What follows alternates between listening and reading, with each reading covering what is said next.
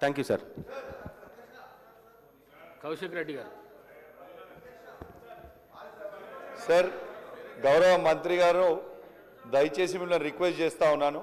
హుజురాబాద్ పట్టణంలో already 500 double బెడ్రూమ్లు కట్టి రెడీగా ఉన్నాయి సార్. డిస్ట్రిబ్యూషన్ వెంటనే చేసేయాలని విజ్ఞప్తి చేస్తూ ఉన్నాను. కమలాపూర్ పట్టణంలో కూడా దాదాపు 350 డబుల్ బెడ్రూమ్లు కట్టి రెడీగా ఉన్నాయి సార్. అది కూడా డిస్ట్రిబ్యూషన్ చేయాలని విజ్ఞప్తి చేస్తూ ఉన్నాను సార్. మర్రిపల్లిగూడెంలో 50 ఇండ్లు డబుల్ బెడ్రూమ్లు ఇల్లు కట్టి రెడీగా ఉన్నాయి సార్. అది కూడా డిస్ట్రిబ్యూషన్ చేయాలని విజ్ఞప్తి చేస్తూ ఉన్నాను సార్.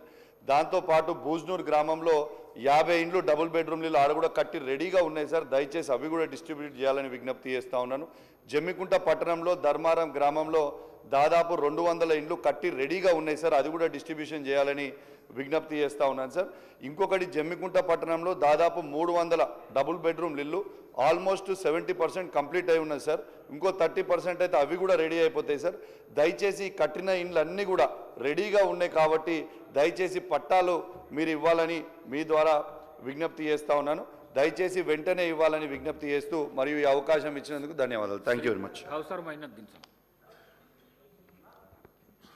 स्पीकर साहब, मैं आपके ज़रिए हुकूमत को बताना चाह रहा हूँ कि ख़ास तौर से मेरे हल्के कारवान के अंदर जो पिछली गवर्नमेंट ने